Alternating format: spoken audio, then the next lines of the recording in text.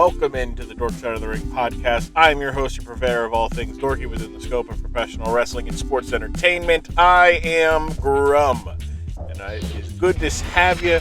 Good to see you. It is good.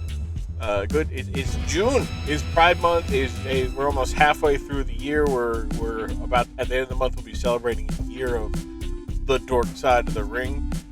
Good to have you. Welcome in. Fun episode today. We've got BSJ and Kurt coming back on. We're talking about the time Eddie Guerrero covered the Big Show and some shit. Sorry, I had to cough there. It is a fun episode. We end up talking about, some embarrassing food. I tell an embarrassing food story. Oh no, it looks like I share too much on the internet. But it's a good one. It's the Big Show. Had a way of finding himself. This would be the third thing that we talked that involves the Big Show, and just the list of things that I have to talk about. Like, not all horribly embarrassing or ridiculous stuff. Like, absolutely going to, I have Big Show versus Aki Bono at WrestleMania 21 on the list. I've also got Big Show versus Floyd Mayweather at WrestleMania 24 on the list.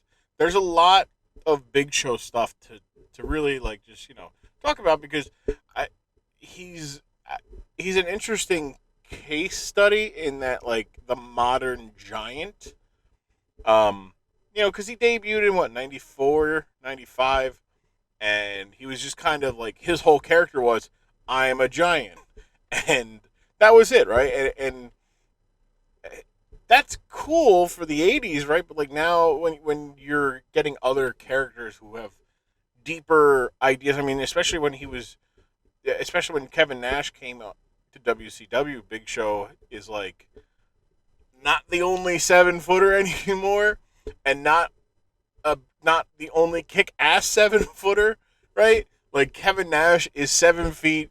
He's like, yeah, I'm big, sexy. I'm good looking. I got luscious hair. I'm a dude. I'm a cool guy, but I'm 7 feet tall. And then Big Show's there, like, I'm also 7 feet tall, but I'm a giant. Roar. And it's funny. It's fun to see how he was kind of forced to adjust, but didn't do it in a successful manner at first, right? Like, he ends up joining the NWO, and he's just kind of like a less interesting Kevin Nash, right? And then he defects and becomes a good guy, and facing the NWO, but then he's just a big guy, and then he goes to WWE, and like, he's talked about it. It's just interesting to see him go from, actually, this is the fourth thing now that I think about it. I forgot we had one JBL the JBL Godzilla thing involved Big Show as well.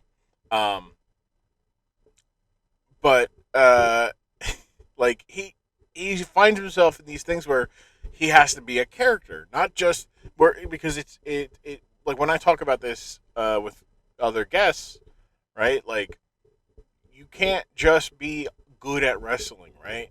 And your like, that can't be your character. Simple as, like, also just being a big guy isn't good enough for a character. That's why you see them try to make, like, after they introduce a character, like, look at Omos, for example, right? Like, his whole character is that he's a giant. It's also that he's pretty much a bodyguard for loudmouths, right? Like, so it's a very simple thing, but it's not going to be enough for him to just do that if they want him to be this big-time character and this big-time moneymaker. Braun Strowman, WWE tried it with Braun Strowman, and it worked when he was just destroying things, because it's very simple. And he had some moments where, he had, when he was playing the cello, when he was feuding with Elias, moments where he showed that he he was more than just, I'm going to destroy things with my hands and I'm going to beat you up. Brock Lesnar, for another example of guy, like, that's almost the exception that proves the rule, because, like, he was so good at just being a dude who beat people up. The same with, like, Legion of Doom. You have to be exceptional in that role to to be a star. Like, and sometimes you don't always hit it. It's hard for guys because it's just so easy to rely on being the biggest guy in the building. And for a lot of wrestlers, you can make a lot of money. Big Show wanted to be better than just making a lot of money. Like, he wanted to work, and that involved, doing stories where he's riding he's riding on the front of an evil cop man. Yeah, I should just said a cop man.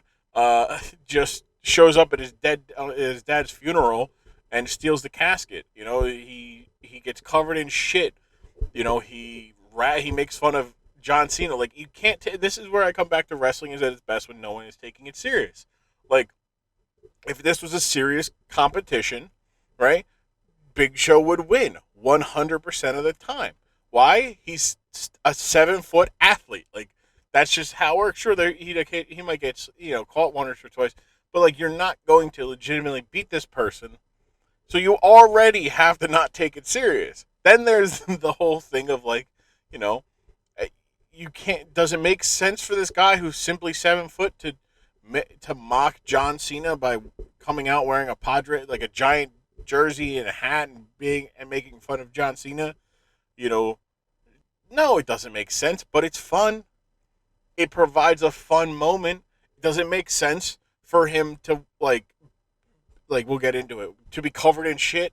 No, but it became a moment where you saw Eddie Guerrero be a smart, underdog, because he is the big guy. He has to throw this guy off. He has to, have some sort of comeuppance for the bad guy, the Big Show, for his actions, and that's one of the manners in which they decided to do it.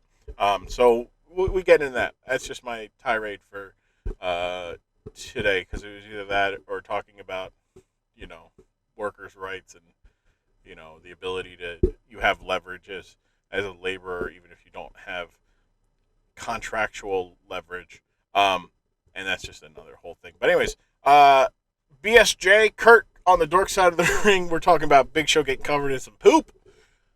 Big Show covered in some poop. Caca, as Eddie Guerrero says. That's here on the Dork Side of the Ring podcast. But like, I don't know if you remember, it was like this video of like out in Florida where it's like they had like the gator on the truck. Yeah. Like the gator whipped back with his tail and knocked the cop out. Yeah, you just gotta lay on the gator for 20 minutes though. Right. Yeah. You don't even have to do that. You just got to grab it by its muzzle. Like, if its mouth is, it doesn't have like the way a gator's like jaws work. Like, they have like the ability to like the force snap, but they don't have the muscles to open up. So like, I think it was like something like a 12-year-old could hold a gator's mouth shut. Who the hell's letting their 12-year-old like Florida, my man, Florida. No, that's out of control. Like, yeah. we let 12-year-olds play football. Exactly. You're not gonna let them hold a gator's mouth shut?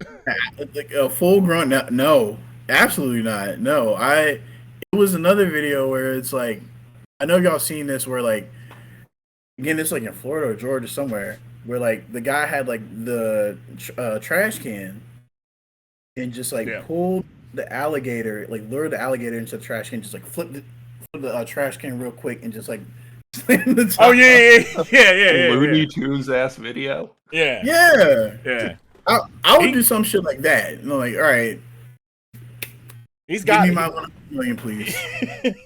I don't know. I'm assuming he's a bigger gator than that though. Like, I'm gonna get a bigger trash can. Yeah, you just get a larger trash. At the same time, as long as you got, it doesn't need to be all the way in, right? Like, if you're fighting it for 20 minutes, like you're fighting it. I don't think I'm too concerned with like the well-being of the animal, right? If it's a fight between me and the animal, the whole point is to win. So like, but then again, I guess the question is like, what if you kill the animal before the 20 minutes is up? Is this like a Spider-Man? You got 3 minutes, you beat the guy in 2, so you get half the money. Like, you were supposed to go 20 minutes with the gator, you killed it in 10, so you're only getting, you're only getting that much. I guess the other question is too, like, do I have tools, or is it just like barehanded?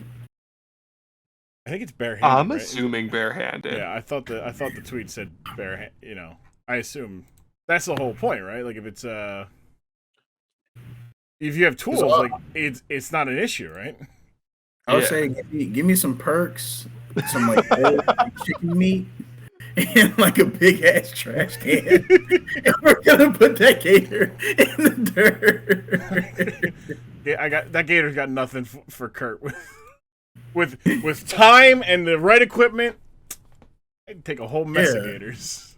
Minimal effort, exactly. It didn't even say like you weren't allowed any tools. It was just like you have to survive. Yeah, I mean, look. Give me a gun. I'm normally not pro gun, but I am pro gun if it's me versus an animal. Yeah. The way the good Lord intended gun use, right? Like our fathers did and their fathers. Yeah. Their fathers, yeah. Yeah, we're not losing recipes when it comes to survival. That's hippos absolutely. I've said this on the podcast before. Hippos are absolutely. I don't ever want to see. If I see a hippo at any point in my life from here until I die, that's probably the reason why I died. I don't need to see a hippo. Hippos are not to be messed with. They kill humans for sport sometimes. Their teeth and their like jaw is like, if you think a gator's is bad, like theirs are like a lot worse. Yeah. Like everybody's watermelon. Yeah, everybody's seen a watermelon. And like that's like a normal. That's like chewing gum. It's like it's like nothing. You ever see them run underwater? They run underwater, not like. That's because they don't float. I'm gonna have to look this up, Grom. I'm gonna have to look this up. Yeah, There's no way they can turn with you though. That's why I'm more scared of a grizzly than a hippo. They chased after. All right, so I saw a video of a hippo chasing after an airboat on a river. Okay, like an airboat, they go significantly faster than a person goes on land. Like. They keep up with cars sometimes. Like I'm not. I just hippos are absolutely the last animal I want to mess with. This is like a cutesy video of like a hippo running underwater. This is like a baby hippo. Yeah. Like, this is like a short video I could find, so I'm just gonna share my screen.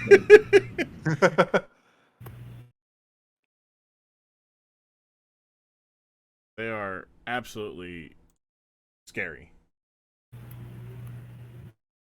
All right, I'm watching. I'm looking at it.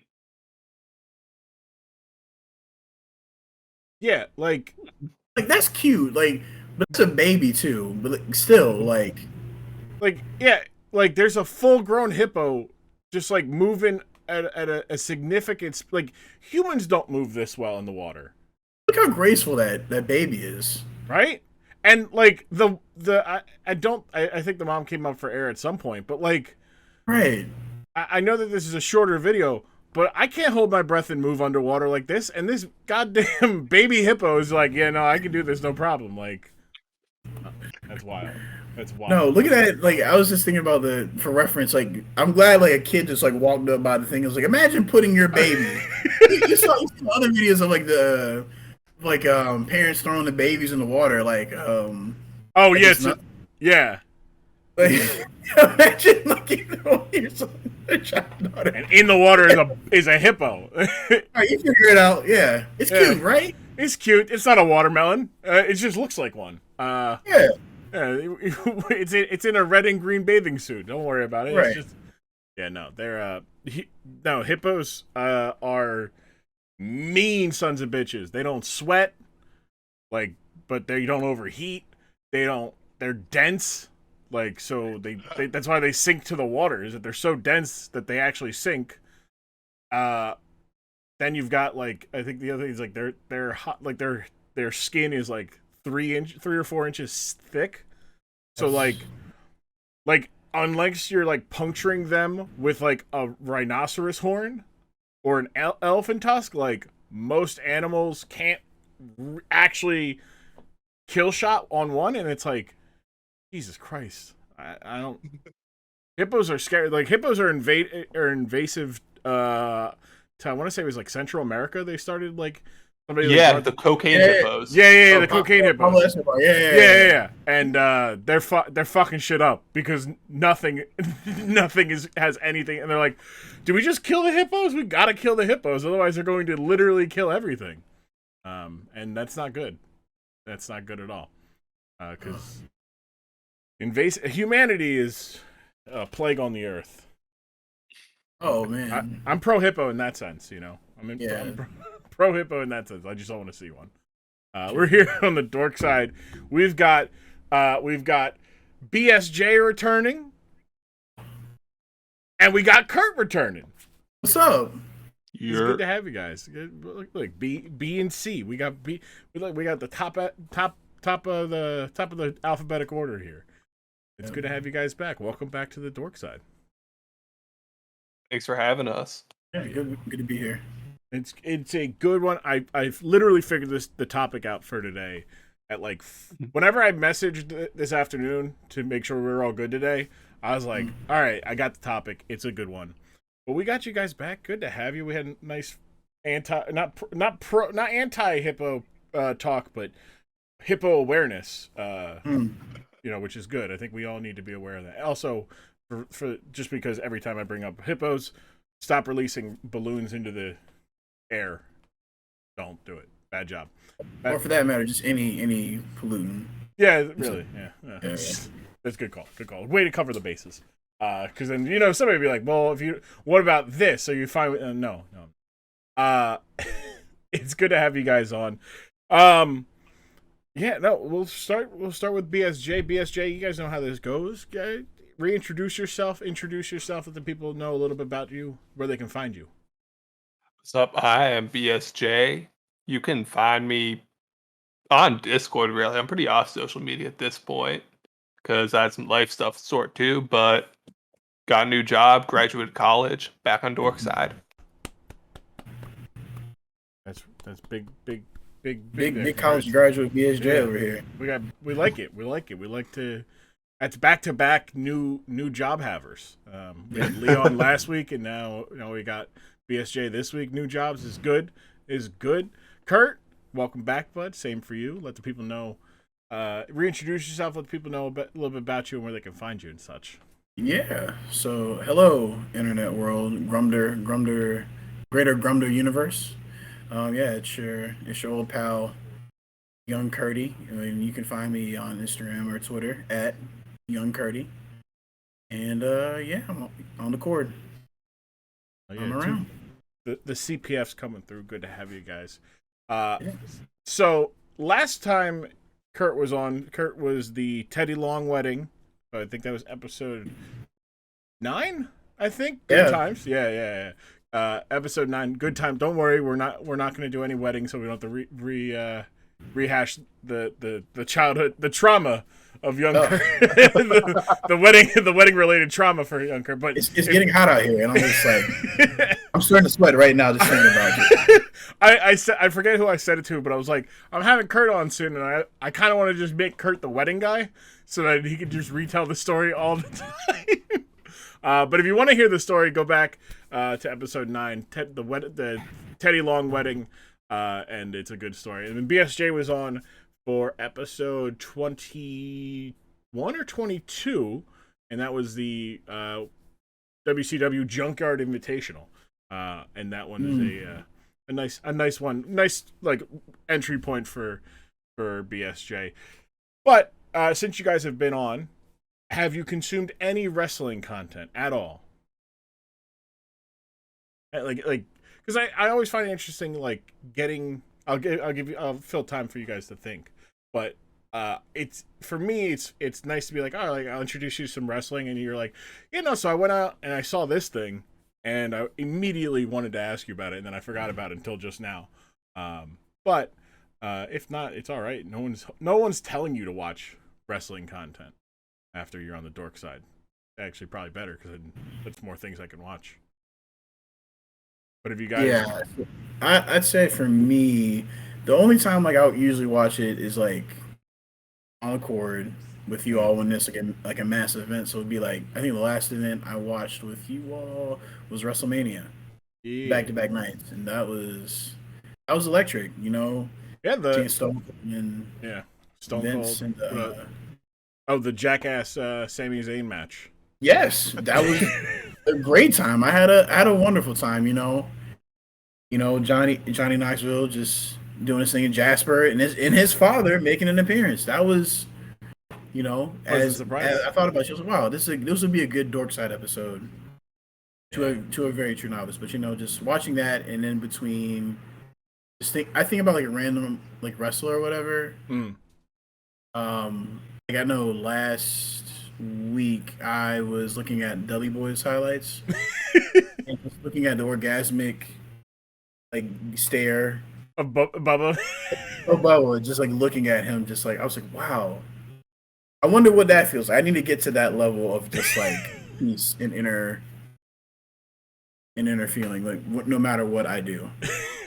The clarity after he would put old women through the table. That's what old women, wives of other wrestlers, they're superiors. Anybody can. Bubba, everybody. It was never like Bubba Ray was like the hippo of you don't come around a table by Bubba because Bubba will power bomb you through it. Exactly. And it's no discrimination by him. BSJ, what about you? Any wrestling content at all? In what I'm assuming has been a busy last couple months. Yeah, actually, I've been paying more attention to wrestling since I was on last time. I watched WrestleMania. I try to pay attention to see when Roman has a big match coming up and see that. Mm-hmm. I like Roman. Yeah. Should that head of our table, like, throw the ones up, but no, that's good. That's good. I like hearing that because that means like I've said this before, but like wrestling is fun. It's supposed to be fun. It's supposed to be something you share. You share that joyful emotion with people, and like I went to AEW a couple weeks ago with my girlfriend and her friend's husband and some other people, and like an AEW show is a lot of fun because no one is there to be an asshole about it. Like everybody's there just to be like, I'm gonna have fun. That is the goal of today's show. We're just gonna have fun. And like people, in my experience, buy tickets to WWE expressively to just be assholes, like to boo and like share the displeasure with the product. And it's like, but you bought money, like you spent your money on a ticket, on a $450 ticket to boo everything that came out. like I mean, look, it's their money. I mean, but, I'll waste it on like a novelty vinyl or like a. But you enjoy that. Yeah, like it's my enjoyment. Like if they enjoy spending $500 on booing Cody Rhodes' return, hey, who am I to judge? But you can go to a mall food court and do that for free. Yeah, you could just you could stand outside of the arena for free. Like you could just dedicate an hour of your night to booing Cody Rhodes as he's driving out. Just boo. If you're gonna boo everybody as they come to the ring, just stand out by the exit ramp for the arena and just boo everybody there. Just let them know. Like just be like, hey, oh there goes a black sedan with tinted windows. Boo! I know wrestlers are in there. Boo! You get the same thing. You look less like an idiot in my estimation for spending, $500 plus, travel plus time just to not actively enjoy the thing. But I guess look, if you enjoy being like, there's haters, and you can enjoy being a hater, but like hate on Twitter, like it's free. Like no one, just do that. Like everybody, and then you could be like Pat Bev. You could just hate. Eventually somebody can give you a platform to hate. I mean, you'd have then they'll pay you to go to the exactly. If you're funny enough or good enough at being a hater, like somebody will give you money to be a hater. I mean, Lord knows there's a lot of people in wrestling Twitter that are paid to hate. So good for them. But we're not here to hate. We're here to have fun. We're here to enjoy. I got a couple things. This is actually one of the topics I had like flagged for like multiple questions. So this will be good. Where do you guys stand on Mexican food? Best. Love it. Love it. Yeah. Love it. Yeah. Is there discretion? Like, is there like I won't have like? Are you too proud to be like I'll have Taco Bell? I'll have Taco Bell, but that's not Mexican food to me. No. You know, that's Taco Bell. Yeah. Okay. All right. Yeah. Yeah. Like, Yeah. Go ahead. yeah. That's. I agree with BSJ. That's Taco Bell. That's not Mexican. What do you classify that as? Like what is? I classify that as its own thing. Okay. Because give me one place that has the exact same vibe and food as Taco Bell. I can't. Yeah. No. I guess maybe just because I associate. I guess not, like no. Yeah. Would you go to like all right? So like where about like just all right? So like fast food, Chipotle, Moe's, Qdoba, like is that or is it or would you prefer like a more like a non-chain place? See, I'm spoiled because for the past 4 years in college, I lived down the street from this incredible Mexican grocery store that had a grill outside that would sell tacos. So whenever I want Nice. Mexican food, I go there, right? Mm-hmm. Yeah. No. I'm in the same boat. I was back home and like literally you find like it's almost like the Mexican food spots and like the soul food like chicken spots have like the same MO. If it's in a crappy parking lot, little to no parking, all types of people are coming in and out. You know the food's gonna be crazy. Mhm. It's gonna be great.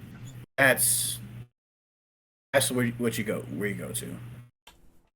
That's my general like when people like will ask me like oh like you know like oh are you when I'm like oh you know like I enjoy fried chicken or you know they're like oh well like you know Popeyes KFC or I'm like crown chicken and they're like what's that and I'm like oh it's just place there's a couple places in like you know North Philly and they're like you go to North Philly and I'm like I went there for Temple like it was 3 blocks up that was my everybody went to like the Chinese food place. I went into the you know the little like it was like maybe like this fucking big and it had the menu took up two or three walls and I'm like all right give me that give me this I'll take one of those too like and it's just the less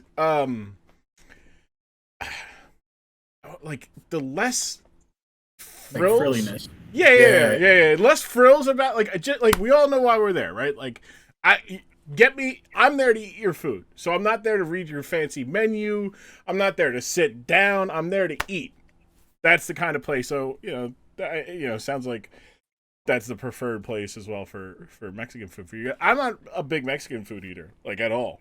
I just never have. It smells great. I enjoy the smell. Like if somebody's like got it, like there's occasionally there's like, you know, like oh I went to this place and you're like, oh okay, that smells, you know, like it sticks in my nose and I don't want to smell it, you know, and like McDonald's has that kind of smell to it where you're like, yep, I smell McDonald's for the next 6 hours. Like this is not good. I'm gonna be sick to my stomach. But like I've never had that at all with like Mexican food. As somebody who doesn't enjoy Mexican food, it's just like, okay, that's good. You know, I enjoy the smells. Probably just the amount of places I haven't tried is what leads me to be like, oh, maybe I'll try some in the future, or like a local place. Like Chipotle has never done it for me. As someone living in Philly, like the Mexican food here is not great. It is not one of our strengths. No, it's that too. Like okay, all right. No, that makes sense because it's like down here, like in like the DC area, there are a lot of like uh Latinx immigrants, like El Salvadorians, Mexicans, Dominicans. It's like if you throw a rock, you're gonna hit like a taco stand or like a Mexican food place, and it's 9 times out of 10 the food is decent and it's really good.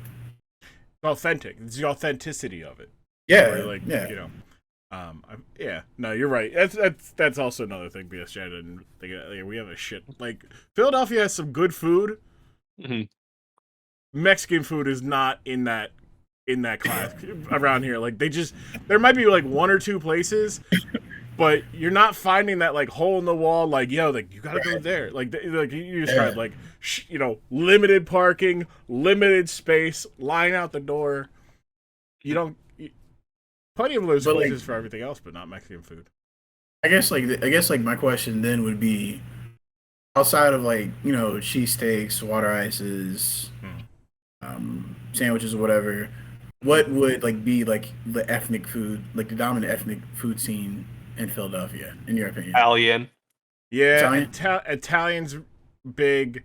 Recent years, like Japanese fusions. Okay. So like Japanese with like maybe a little bit of Ethiopian flavor to it. Japanese with what was it? It was I gotta look at it. My friend recommended. A friend asked me, she was moving to Philadelphia. She was asking me if I knew any good Japanese restaurants, and I gave her like a list based off of a friend telling me who was living in South Philly. He was like, "Yeah, no, here," and I'm like, "Okay, well, give me 5. Like, I don't need more than that. Like, got overwhelmed by the fusions. Like, yeah, and like, it's like there's a lot of, and I'm like, okay, like that's pretty cool. Like, I think what is growing in Philadelphia, like food wise, and this isn't somebody who doesn't frequent a lot of different food places. I like what I like. I eat what I want to eat. Like, I don't got time to waste figuring out what I want to eat. Just give me what I know I want. AKA I have the palate of a child. But I respect you for letting folks know that. Like, yeah. I respect it. It takes a lot. Like I don't like people like, oh, you don't like this? I'm like, no, like man, I like steak, I like chicken. What else do I need? I got red meat, I got white meat. I'm good. I like bread. Who doesn't like bread? Even if you have an allergy to gluten, there's gluten-free bread, and that's still pretty good. But as somebody who having all said that, like there is a lot of new in terms of food where like Philadelphia is, they're like, oh hey, cool, we'll have a restaurant that's open. It's this different type, and it's like, hey, maybe it catches on, maybe it doesn't. Like I went to Toronto a couple years ago for the first time, and Toronto has a lot of redundancy when it comes to food. Like there's a lot of like there'll be a Jamaican barbecue place, and then a block up there's another Jamaican barbecue place, and a block up is another, and then on the same block there's 3 more, and it's just like, is there any difference? Like, you guys are like I they're all like, I had 1 or 2 of them and they were good, but it's just like, why do you need 7 when 3 would suffice? And maybe you put in a different type of place here and there. Say like there was a place like ramen. Good lord, there is a ramen just like dispensary every block and a half, and I'm like, how much do people like ramen that there was a need for? Like it's like, good. Like I'm not even afraid. Like, look, it is good. Like, it's not bad. Like everybody. Like, I know. Like, for myself, I have my ramen place. My lady who's up in like DC, she had her ramen place. Like, and I know like for folks like in Philly and like up there that way, it's like, yo, going back to like cheesesteaks, yo, you have a spot and you stand by it thick and thin. Yeah, like. It's a community builder, like where it's like, all right, like I have this one cheesesteak place. I went here. This has the best cheesesteaks. The rest of them do not. Like that's the same thing for like Toronto and their Jamaican barbecue London restaurant alley region area. Yeah. Yeah. I just wish there was more Korean barbecue places. There was like one or two, but they were so far away from each other. And that was something I tried for the first time in Toronto, which was Korean barbecue. And I'm like, okay, this is maybe a little pricey. Maybe the food's not worth the, like they're like, oh, like I have to make, you just give me the ingredients and I make my food and I pay you. I'm paying you for the food. All right, whatever. Like, it's an experience. It's cool, but like, it's definitely fun to go with a large group of friends because then you just start, fucking with people, make them drop their food in the cooker. That's you're not supposed to. I may have done it twice, but no. So yeah, no, that's like, like you're right in that everybody has a spot. It's just weird that like for me as a tourist, I'm trying to take in the whole experience of the city, and I'm like, all right, like, okay, you got that. Like it was like I felt like I was going in a circle because there would be like, restaurant A, restaurant B, restaurant C, D, and then the next block is A, B, C, E, or A, E, B, C, and it's C, D, and I'm like where like the variety wasn't there, and I got you. And like maybe it's because I come in Philadelphia, there's the New York, and D, like there's that little like we're in that nice spot where you have it's not quite New York, but it's bigger. It's bigger than other cities, but it's not as big as that. So it has the benefits of both.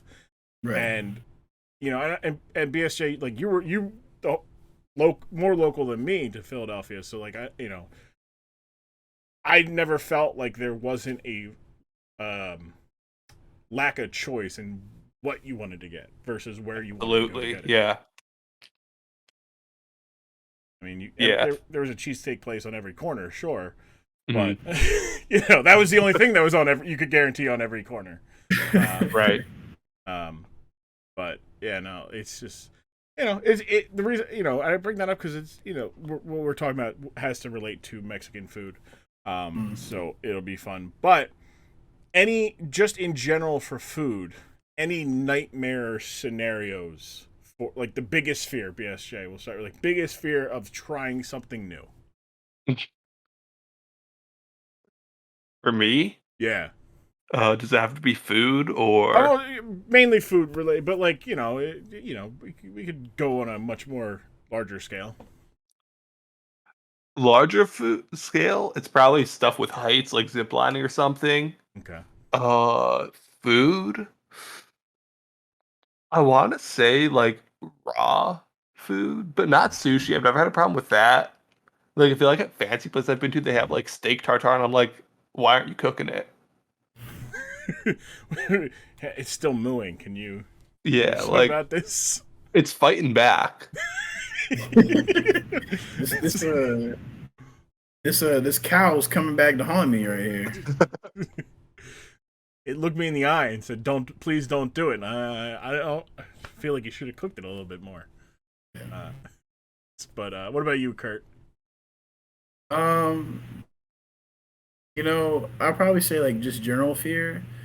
I don't know, like if y'all been to like the historic museums or like just, like museums in general, and they have like the real live like wax figures or whatever. Oh yeah. God, those things creep me out. They are just scary as shit. I'm afraid of them. Like, don't get me like anywhere alone with those things. And I love history, but it's like I'm in a museum. I need to make sure I'm with a large group of people. If I'm myself and I see like somebody just coming at me, I'm swinging. I'm swinging. So Night at the Museum was not a movie you enjoyed watching. You know what? I love Night at the Museum. I really enjoy that movie. I like it a lot. However, like actually see it in real life, no. If I see Teddy Roosevelt coming at me with like a bayonet and like whatever his horse is, I am just like uppercutting that horse and then just like Beating the shit out of Teddy Roosevelt. Kurt said that Ben Stiller was pussy. He would have fought them Mongolians I would himself. have put him in the dirt. No. They would have fired you. They're like, what happened to the Teddy Roosevelt's, exhibit? Look, he swung on me first. Look, you see that bayonet he has? That shit's still sharp. No, but Kurt got hands for Teddy. yeah, I might have hands for Teddy just on principle. Like, there's no way he's a good person. no, Right? he's pretty elitist. So I'm not really a No one should but, be. As far as just like food wise, it'd probably be similar to BSJ. I think probably like a raw food if I ate it. Like I've seen both like working adjacent to the restaurant industry as well as just like experiencing it just like through friends, family or whatever, seeing like a raw chicken that was like supposedly cooked or like a cow that a steak that was still moving or whatever. And like people swearing on, oh man, this is the greatest steak I ever had, and it's like raw as shit. It's cold. It's not like warm or anything. Like, it's not cooked raw. It's like, yo, your stomach must be like crying out for help. Like this is not good. So yeah, it'll probably be like raw. We have evolved past this. Yeah, we've invented fire. We discovered fire for this reason. Like fire, we have the convection oven. We have an air fryer that was recently discovered in what is it 2020 during the pandemic. Like that was a modern marvel, as some would say. Look, I was on the. My mom got an air fryer in like 2018. Right? She was like, "I'm gonna try it because it looks nice." You know, mainly because my aunt had one, and right. So like my aunt had one and talked it up. My mom's like, "Oh, let's get it," and I'm like, "All right." And it was like the basket one, right? Yeah. Like the first one, so it was like pretty not. It was more fryer than space for food. And they're like, you could fit half a bag of French fries in here, and I'm like, awesome, that's great. But like this is great for like it was like something we quickly realized if we were making dinner for the family, it doesn't help with anything, right? Like it was too small. You need to make if you were having like steak and fries, you needed the oven to make the fries because you needed the big big sheet. But I quickly took it over as mine because I'm like, all right, like I'll throw my chicken in there and I'll go get a shower real quick, come back, and in 20 minutes it's all cooked and nice and ready and good to go, not greasy or anything, and good. And then once everybody started finding out about it, I had a moment of sheer like appliance elitist. Like I've been known about this. Like I'm ahead of the game. Like you guys think you know. You think you found something. Grum was out here like the folks that had everybody that had like the Model Ts, and he was like, "Look, this is Model A. I'm out here like this is dead stock right here. This is the rarest rare." Like Grum was out like I don't know if y'all remember during the pandemic, people were like making like cakes. Like there's still people that make like, pound cakes and like donuts in there. I'm like, well, let me find out Grum is out here making like a lemon pound cake in an air fryer. I was putting the ingredients in raw. I wasn't even cracking the egg. I was just placing the egg in there, everything, and pulling it out. Full cake made. Perfect cake. Perfect cake. You know. I was putting the wrong ingredients in and still making right. That's how experienced I am. I've been around this air fryer. You don't know about it. We have like the new one now, which is like the mini. Like the newer ones are kind of like mini oven-ish. Yeah. And I'm like, this is just a mini oven. It's not an air fryer. Like that's what this is. It's just a mini. I'm confused. What happened? What happened to the greatness that we had? Why are we going backwards? I'm gonna let BSJ answer. BSJ, didn't you graduate in engineering? Yeah, I got a degree in mechanical engineering. There it is. You got a perfect person for this. What happened to the old one? Me and Kurt want to know. We're not going to jump you. We just want to know. What'd you do? What did you and your kind? What did you and your engineering kind do to the beauty? I honestly have no idea. I was not at that meeting. I must have slept through that or something. Yeah, he overslept the GE product testing. Jack Donaghy did not did not CC on the invite. Mm-hmm. Yeah. I feel like my fear with new foods, there are plenty, but the number one thing is my body not agreeing with it, right? Like, for me, it's always like, oh, like, what if I'm allergic to this? Like, and I just never had it, and I didn't know. Oh boy, that'd be the worst. Like, that's my biggest. I think my biggest fear is literally having an allergic reaction and turning into Will Smith from Hitch. Oh like, man, no.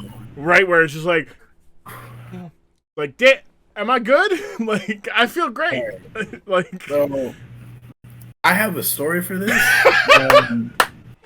Okay, so it was the day before our senior trip, and I'm crazy allergic to like, I'm allergic where it's like if I ingest it, I will start closing up and everything like that. And I tell everybody like peanuts, tree nuts, shellfish, and fish. So it's like a good segment of like a lot of good foods I cannot eat. And like I remember just like getting a bag of cookies, you know, they had like the bake sales or whatever, and like, you know, eating the cookie and everything like that. It was all good and everything like that. And it tasted a little grainy. I was like, I wonder what this is. And the whole, like, as I was sitting there through class, you know, getting some water, just clear my throat. And I looked behind me to the person that sold me the cookie, and I was like, hey, you wouldn't happen to know if this cookie has like tree nuts or peanuts in it? And she was like, are coconuts a tree nut? And I was like, look, I need to go to the nurse because I'm having an allergic reaction. I'm going to die in the classroom. Wait, coconuts are tree nuts? They are tree nuts. What? Oh boy. They're tree nuts. I did not know that. And I got hit with the EpiPen, got a little Benadryl, and hey, still made it on the senior trip though. Hey, that's the important part. So Yes. as long as it didn't ruin the I'm happy because as soon as you're like, it was right before senior trip, my fear was you had the allergic reaction and you weren't allowed to fly for like fly for like 24 hours or whatever, like right. some restriction. So like you can't go, and you're like, this bitch, she gave me coconut. Like, now I will say I was not allowed. Okay, so back home we were the birthplace of like Planters Peanuts. Oh, and every year they have a peanut festival. And every year, like elementary school and like middle school, they send out all the kids could go to the festival. They had rides, games, all this other stuff. It was almost like a county fair, almost.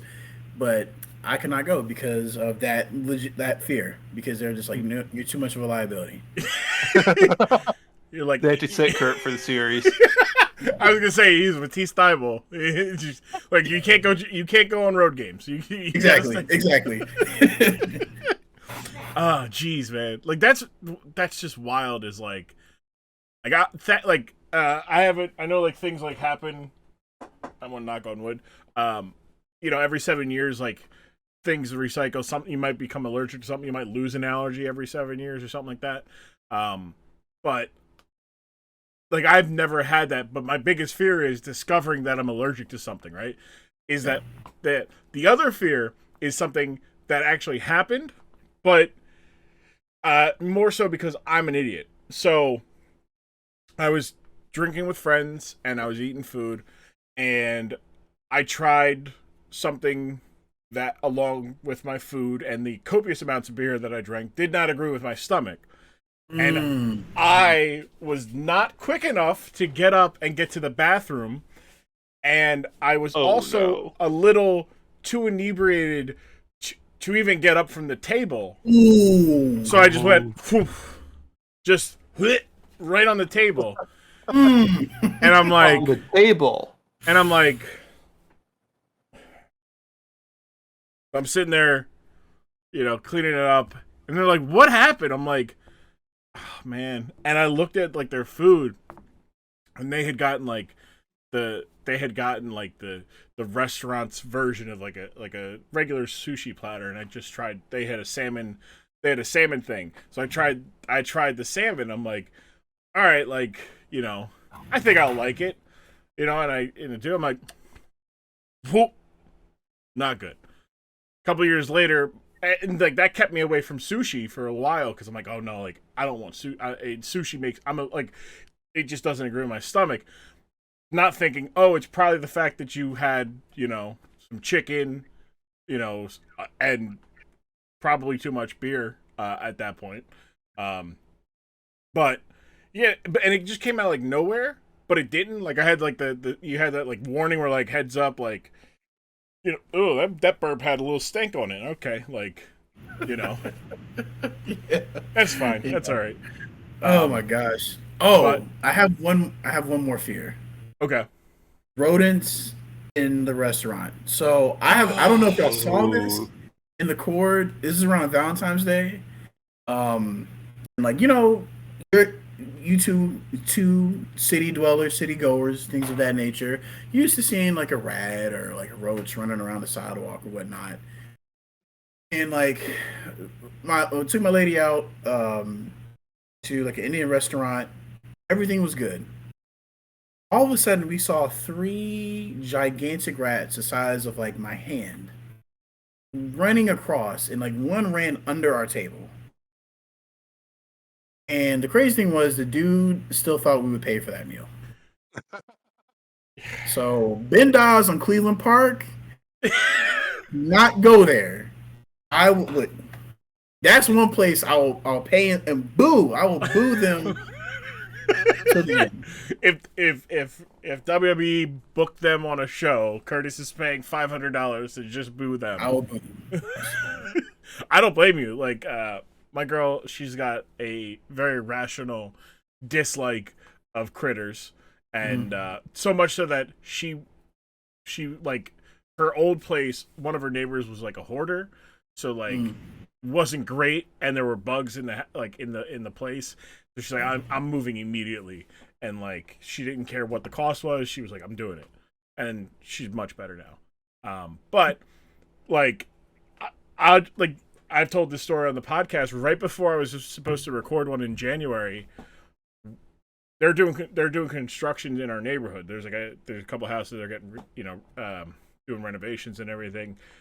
So you get a little bit of more. Rodents, and you're supposed to, especially during the winter, because they're looking for somewhere warm. So they would burrow in, and a couple houses had it.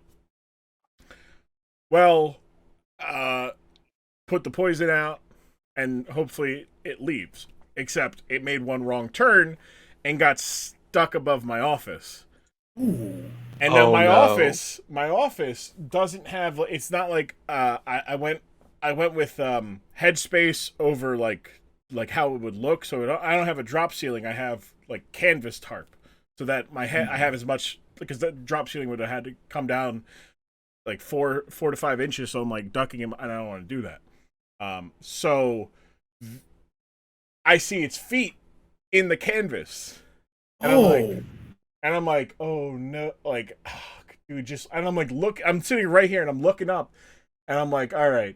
And I'm like, just move towards I need you to get in the corner where you came from. I need you to get not lost. I need to tom your ass back to where you need to go. And I did. And then it took another. It took in the poison. It did not like it, and was dying. And it went through a hole in the canvas for the lights.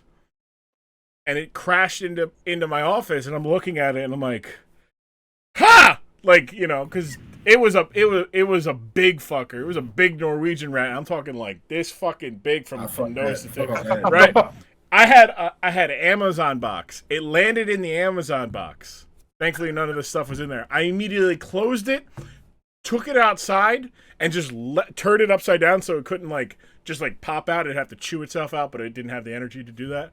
And I let it freeze to death overnight. Oh, so you did the Gator strategy, Gator trash can strategy. Okay. Yes, yeah, yes, okay. yeah, yes. All right, I see. But on a much smaller scale, yeah. Right. And so all's good, right? Psych. Still construction going on months later, obviously, and they came back. And when I say they, I heard multiples of them. Come to find out, the neighbor behind us is getting into fucking composting, but they have the shitty cheap plastic compost, And I go in the look at it the one day. They got in the back of their yard by our fence, and it's got chewed holes at the bottom. And I'm like, these people don't even know how to compost right. Like, what the fuck? So naturally, get more poison, get some traps, get mothballs. So like for a while, like my office was smelling like mothballs. Like grandma's house. Yeah, yeah. I'm like, look, I'd rather it smell like mothballs than in the middle of the night here. So, yeah, I'm good. Yeah. But yeah, so all that to bring up our topic today. Our topic involving foods and the reaction to foods that may cause one to be fearful of foods.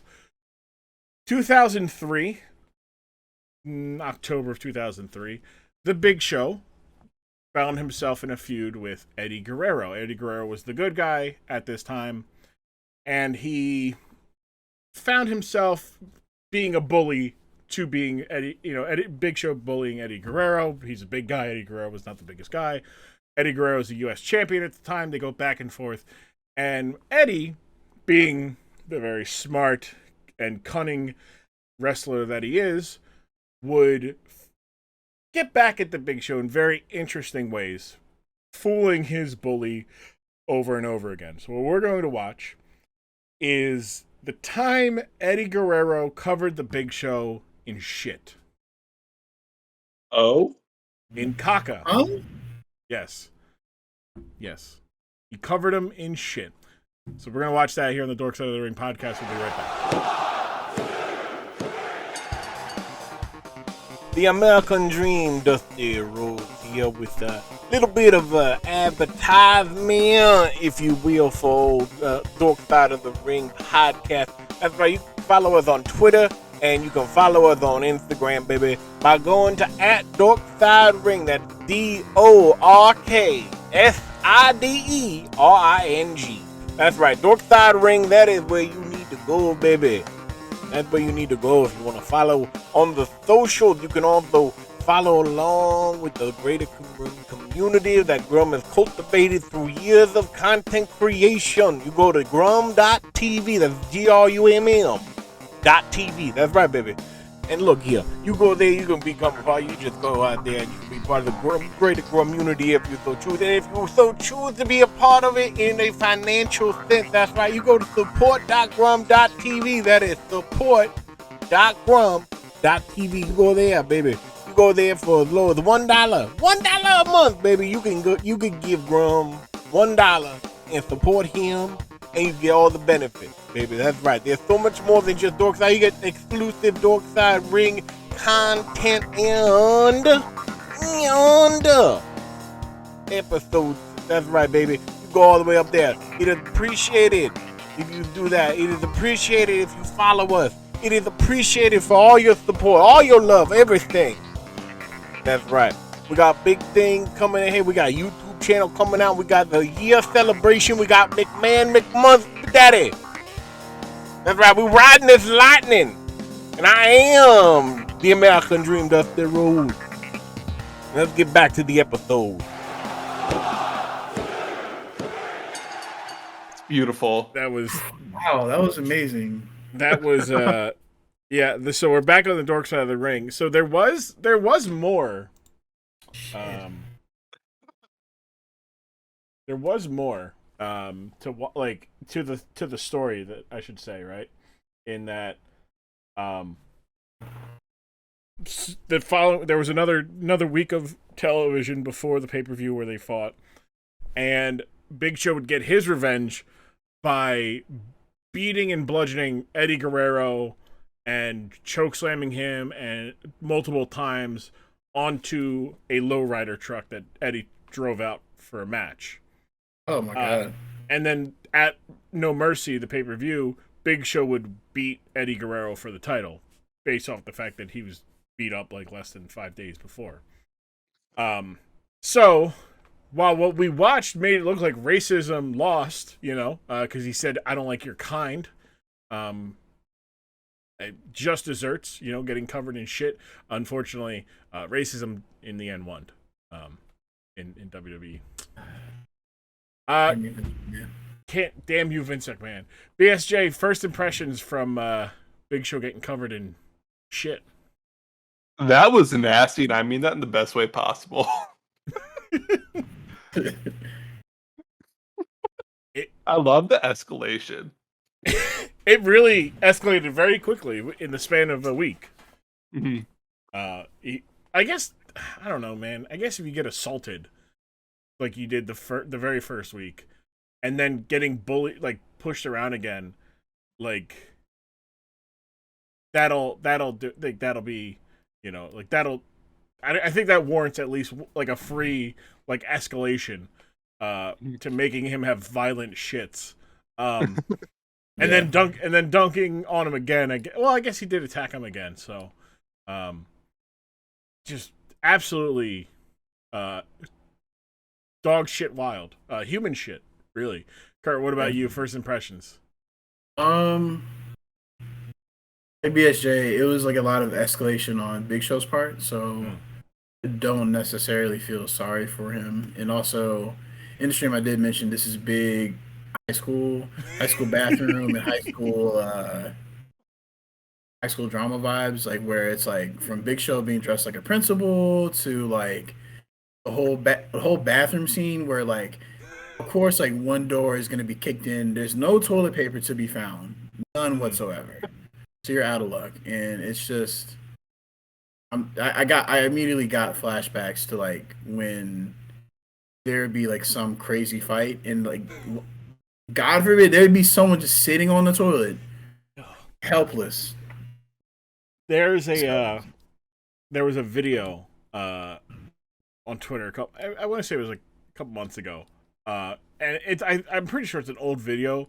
But like these kids are fighting, and there's a kid taking a shit. Like there's the kid who's filming it was taking a shit, and like he filmed. He's like, and it's like a Snapchat, and he's like, you know, I was just trying to take a shit. And the like all of it happens, right? And then like they fight into the handicap stall, and then there's a kid pants around his ankles taking a shit. And I'm like, and he's like I don't want to shock, just like what the hell's going on?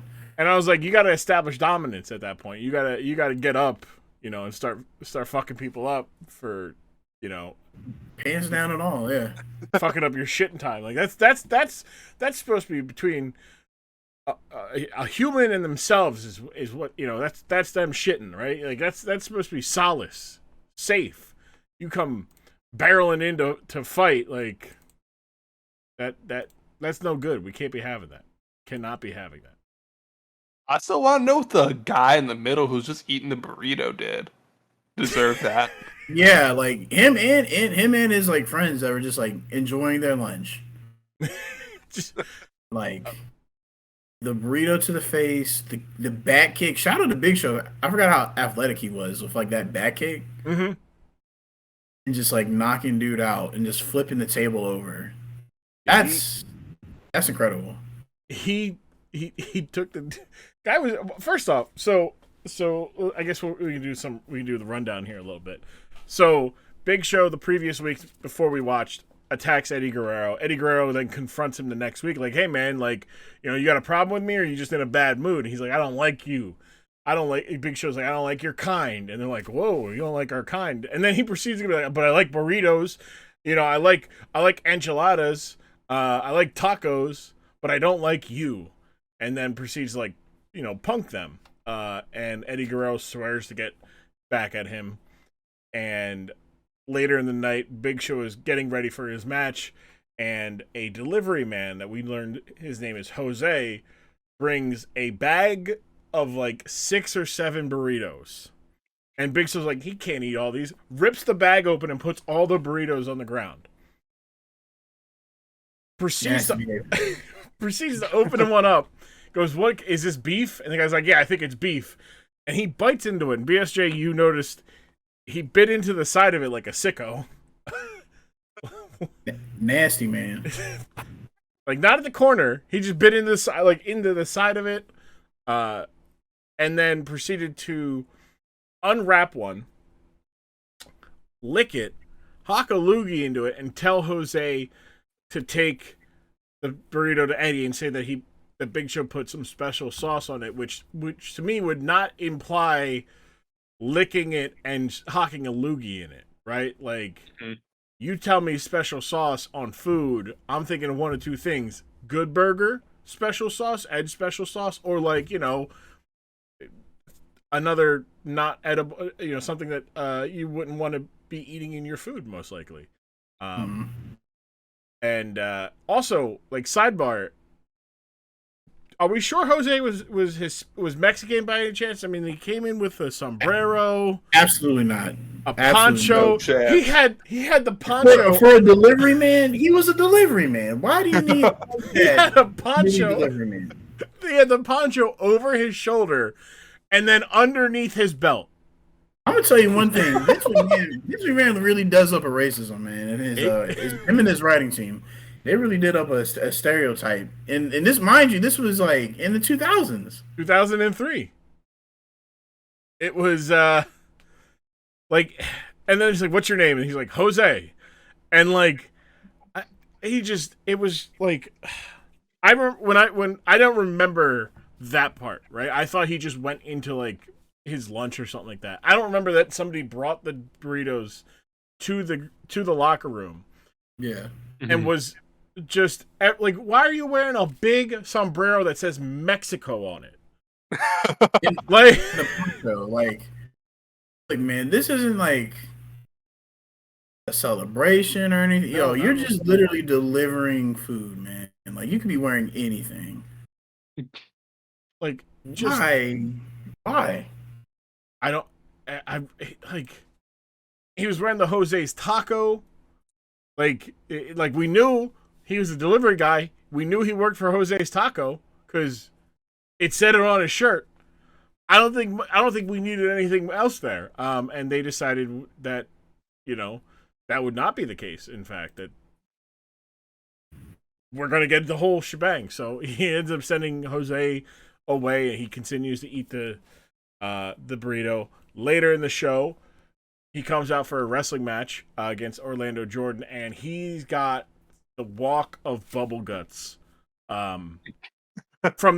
He's walking, he's like, ooh, like he's rubbing his stomach trying to make it feel better, and he just was not. You know, he was just about to not have a very good time. You know, it's like one of the things of when you are, like when you like talking about, like, that's kind of how like I felt a little bit when I had a little too much to drink and eat, but like at the same time I didn't have the laxatives. That was just all my choice of eating my food, right? Whereas with Mr. Show, he had laxatives. Did not last long in the match. He actually got out of the match. Kurt, you were begging him to leave and to go take a shit. You gotta go. Like, look, man, you gotta choose your comfort over that W, man. Plus, shitting on company time is the best. Like, there's look, man, that's one of my favorite pastimes. You know? Like, I think in terms of like everybody talks about like the top 5 beers, like shower beer, you know, like after work poop is number 2. During work poop is number 1. Like that 10, 11 o'clock, you're like, yep, that coffee's done, or the 2 or 3 o'clock, and you're like, yep, lunch is gone. Time to go. Time to spend 15 minutes. That's the magic hour right there. Look. 10 to 15 minutes. Like you got, like, I have a rule. I have a general rule: is no poo before 2, and after 3 it comes with me. Now that's mainly because I have disgusting bathrooms at work because it's a cemetery. There's not really a great, like, you know, we don't have a on-site janitor like we are, but like it's a 2 to 3, that window from 2 to 3 is that magic hour. It's a wizard hour, because it's just like, you know, it's magical. You just sit there and take an extra 5 minutes, because you know what? Boss makes $1, you make a dime. That's why you shit on company time. There you go. ancient proverb. But yeah, so he goes to take a work poop, and the fear of taking a work poop is that your coworker knows it's you in there. Whew. Like that's children understand this. No one wants to poop at school. You don't want to be the person known as pooping at school. I don't understand the shame in it. I mean, I do. Mainly because you don't want your coworkers knowing that the stink is from you. But at the same time, like, everybody poops, man. Everybody poops. Yeah. Right. Like that's a normal part of life there. But what makes it weird is that, like when I was telling you, like there is that one, like they just gave me major high school bathroom vibes or whatever. Yeah. There's, I don't know about like your high school. There was always like in our school, it was like one bathroom stall that had just like the door just completely ripped open from like some fight or something or whatever. And like it was one day I was like there for after school for practice or whatever, and just use the bathroom or whatever. Went over there, and I turned around and I saw my teammate in the stall, and he had like a devilish smile. It's like, bro, there are like 6 or 7 open stalls, and you choose to use this one. He was like, "This is where I feel most comfortable." I was like, "You know what?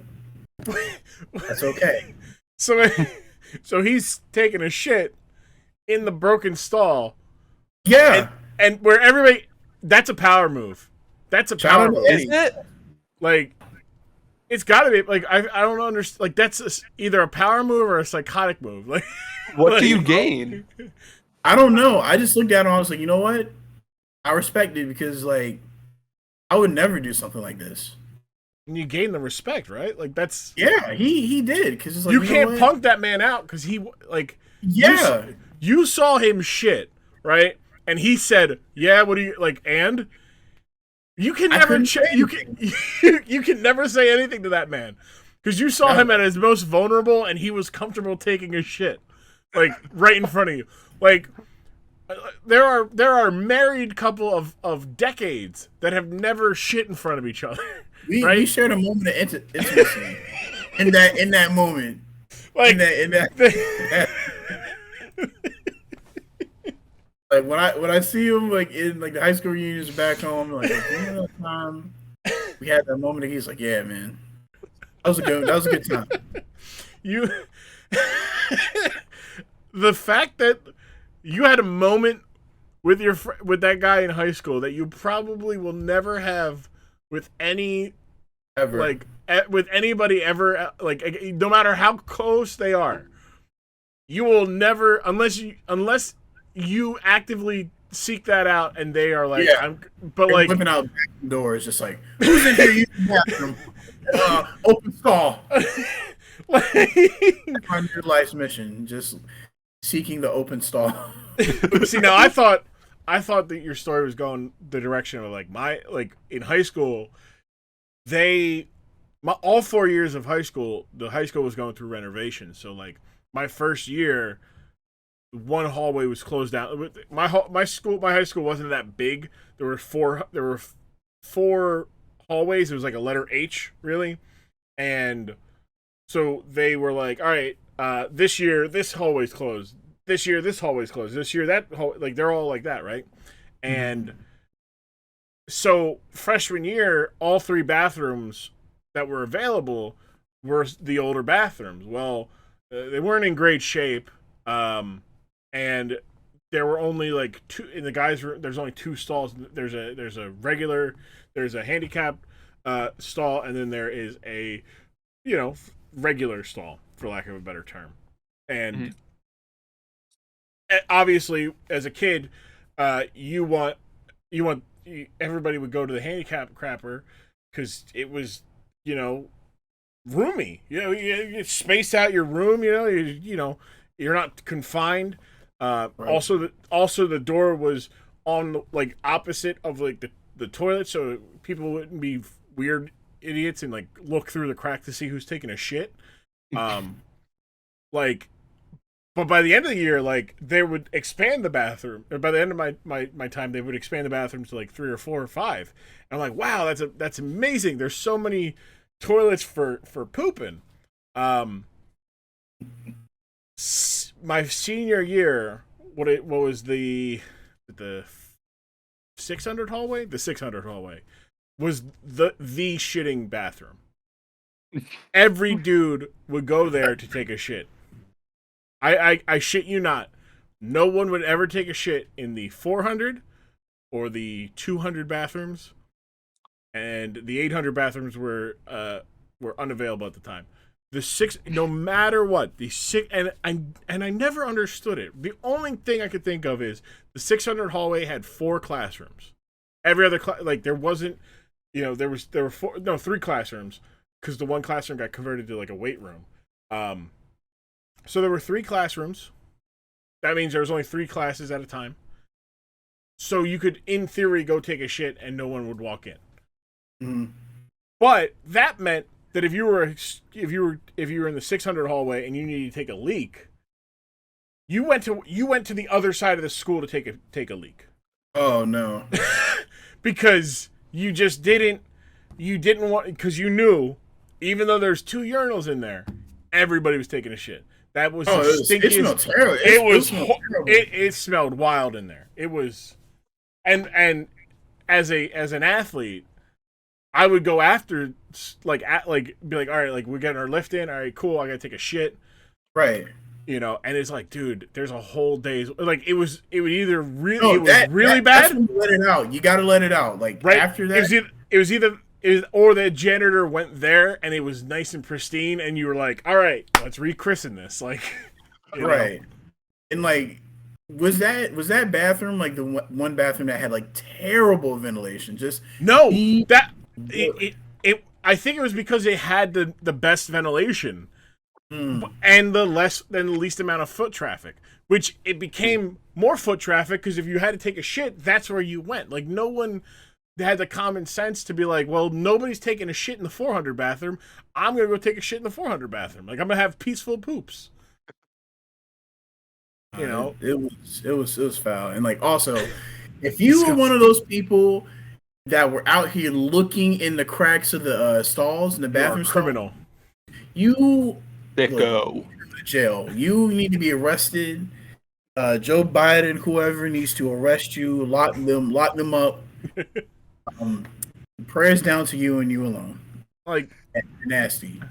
And like people, and I'm sure maybe nowadays like that's not happening as much. I don't know. I don't have anybody in my life that's like a high schooler now.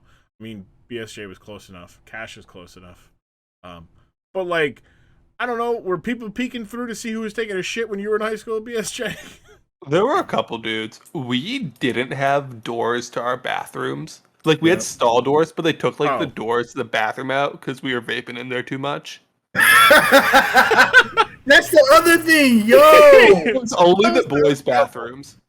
Yo, okay, so it was either people vaping, people smoking weed. Random dice games. Someone was getting like a haircut in there. I remember I got a haircut a couple times in the bathroom. It was multiple businesses going on. Man, I know I was in school in the suburbs, and obviously it's a much different experience. There was weed, cigarettes, shitting, the occasional intravenous activity, but also, speaking of businesses, there was a business opportunity for me that I didn't. In hindsight, I probably should have taken an interest but I should have sold my piss because there was a lot of people in my grade and who were getting drug tested regularly. I could have made a fucking mint. Oh. Bro, my first thought was not drug test. I'm not gonna lie. Yeah. I thought it was it's like somebody was like throwing like pee bombs or whatever. I will say this though, there was a bootlegger dude, and shout out to Kyrie Riddick. This was like I was in high school right around the time like the Kim Kardashian and Ray J sex tape came out. He sold like the bootleg copies of that in the bathroom. Yep. And like I remember just like if you wanted to like get like some bootleg whatever, like bootleg like porn or whatever, you go to this bathroom at this time and see that. Oh, he had operating hours. Yeah, it was like the bathroom at Western Ranch High School was equal parts a fight club, barbershop, fucking Sound like South Street. Look, yes, a doll store and a freaking like a smoke area. Like it was disgusting. It was fucking foul. Getting a haircut in a high school bathroom gotta be the worst place to get a haircut. Like that's worse than courtside in an NBA game. I'm gonna let you know. I got some really decent haircuts. I'm not even gonna lie. There's some times when like it was like I remember one time it was like the track and field team, like spring sports are taking pictures, and I forgot to get a haircut. And I was like, yo, can you line me up real quick? And it was a decent lineup. That's like, did they clean up after themselves? What do you think?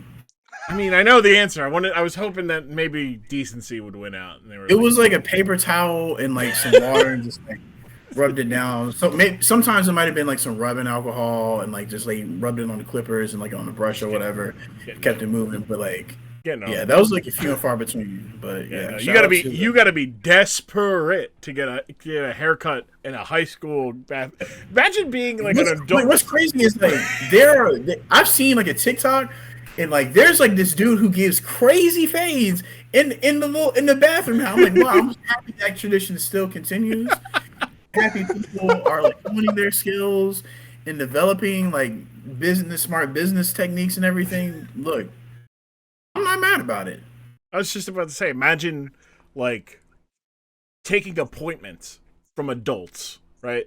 Like you're cutting hair and you cut your friend's hair. And your friend goes home, and his dad like, damn, you got like this is a nice cut. Where'd you get that cut from? And they're like, oh, kid from my school, gave me a cut while during the school day. Like during the school day, he's like he leaves, so that kid's dad now leaves to go to school, not to pick up his kid or talk to the teacher, but to get the cut himself. No, like it was crazy. Like there are times too when like. Especially like when like the class just was like I know you like all had like classes where the teacher had no control of the class. It was like kids in the back of the classroom cutting people hair like it was a normal like this is like a normal occurrence at my school. Like this was like a normal thing. So it was like it just happened. The teachers looked the other way. As long as people were not like fighting or like smoking weed, like it was all good. Among other things that happened in the bathroom. I don't think there's any other story. Yeah, but no, I should have. I had many offers because everybody knew I didn't do drugs or drink in high school. So like, a lot of the guys who did and were caught for it and had to do piss tests. They're like, hey, like I'll give you like $10 if you for your piss. And I'm like, what? No, dude. Like, no.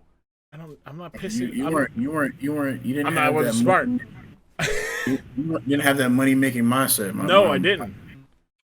I could have made a fortune. You weren't trying to be on a boat by Labor Day. I like, man. All right, so if I would have, I'm trying to think of like if I sold, a cup of my piss for $10. Like, that would be an entirely different chapter of my life. Where it's just like, what else would I have sold for money of mine? But I don't think that's like a gateway into like like people say, oh, the gateway drug or whatever. That's not the gateway to be like, oh, I'm gonna sell my body. Like, no. Like you wanted some extra McChickens, you want some more, some money to get you to point A to B to point C. So hey, sometimes you got to do those things. Yeah, but also I feel like I would be in it. Just be like, yo, like let anybody know who needs my piss. You let them know. I got that. I got it on deck. Like I get a day of. It's more if it's day of. Like 25. I mean, like, look, we've been here for an hour and almost 2 hours, and I've drank 1.5 of these. Like, I am a hydration king. I stay hydrated. Right. They would have been like, dude, like, that's water. It's like, no, it's not. I'm just hydrated. But my thing was, like, it was not my problem. I don't get in trouble for giving you my piss. And then I think what scared me was somebody had told me that I could get in trouble if my piss was used. And I was like, why? Why am I getting in trouble? Are they going to trace the piss back to you? Yeah, right. Well, I'm confused here. Because their thought probably like, what if they snitch, right? And they tell you that, what if they get caught using your piss and then they say it's your piss? And my brain not being smart enough to just be like, I don't know, lie and just say no. Like, my brain was like, all right, well, what's the lie, right? Like, do I tell them that, like, yeah, it's my piss, but I didn't think they were gonna like do I just make them regret telling me, like, look, like they like getting pissed on, and they like the sensation of it. I'm just helping out a friend, So, but I don't want to actually go and actually pee on them. So, like, this is a nice in between. Yeah. This is the middle ground right here. You don't tell me what you're gonna do. I'm just a bag person. Yo, could you? I'm just imagining, like, me as a high schooler, like, running the operation, like, in the bathroom. They come in and like, here you go, money. Hey, you tell them where you got this. I will make you regret it. I have no problem. I can see Grum in his, like, varsity jacket, just, like, holding up a pour, like weed head. It's like, who told you this? You come to me. You go ahead. Tell them that it's my piss. Go ahead. See what happens. I dare you. Then so he tries it, and then they find out that now they have a piss kink. Like, it's like, hey man, look here, man. Robbie loves. Yeah, look, I was doing Robbie a favor. He offered me $50 for some of my piss, so, or he offered me $50 to piss on him, and I didn't want to do that. So, but I told him 10. I'll put my pee in a bottle for him, and he can, like, spray it on him or something. Now I'm envisioning, like, a Superbad-esque movie where that's like a plot point. Like, you have the next cult comedy classic right there. Yeah. I think we look. Just give me. I need like 5 or 6 more plot points, and then I think I got a movie. Yeah, definitely got a character. Yeah. Maybe it's like, like maybe like, I don't know. I was trying to think of like something P, like Johnson, right? Where it's just like Evan P. Johnson, the P King of PS 118. Call him PP or some shit like that. Yeah. Portable piss. Yeah. Yeah. No. But yeah. So that's the big show. That all spawned for the big shows. Like, his feet were sticking out of that stall, and as a tall person, I can relate to that. I can relate. I've been in some tight, small, and my feet's out there. I'm like, I don't care. Bro, let me tell you, toilets in Europe are tiny. Yo, very small. Not looking forward to traveling all of a sudden to Europe at any point. Like, they're very small. You got to angle yourself. Like, you got to proportion yourself, and you got to make sure it's not like America where you can have like you got like a decent width and birth and everything. No, it's you gotta angle that shit. Yeah, literally.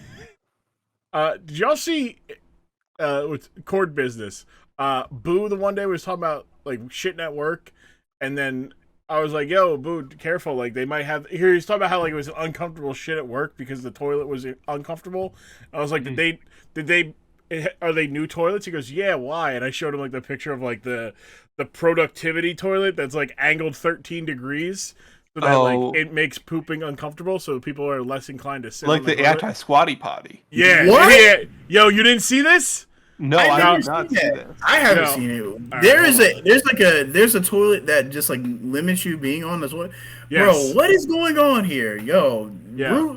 brutalism in like design has to stop. Like Look. industrial designers, whoever, please stop doing that shit. Yeah, I don't know if this is BSJ's people or. Nah, But- this is civil engineers. What the fuck Look at is this. this? It's Why are people, bro? It's 13 That's degrees, insane. and it causes leg strain after 5 minutes. And I'm telling you right now, if you think people are shitting in 5 minutes, no one should. There's no way that's ADA compliant. Yo, I'm about to report some businesses. Fucking Like, there is no way that is absolutely ADA not. compliant. Yeah. I'm telling you right now, that is absolutely not increasing. Like I'm looking like it's like its main benefit is employees and to employees is improved employee productivity. How is that a benefit to the employees? I tell you right now, as an employee, if my I'm toilet gonna was quit my job. yeah, I'm not For a saying week, that. I'm gonna look like Saquon Barkley. Yeah. Yeah, I start going back to the gym just to work on my legs so I can squat. Right. Like, what are you training your legs for? Like, just so I can sit on the toilet for 10 minutes. So I can steal work. So I can steal work for money. That's the true motivation right there. Just be up in there, just like, all right. So I sent that to Boo, and Boo goes, "Nah, hold on. I'll have to check the next time I gotta take a shit to see if that's the thing." Like, I'm like, Wait. good lord, could you imagine? Wait. If you actually what? Sit on it backwards. Would that work? I mean, look, I have sat backwards on a toilet, in use. How was that experience? It's almost freeing, right? Because if you got the toilets that have like the ledge, right? You could just be like, it's a nice little. You just kind of, you're good, right? Yeah.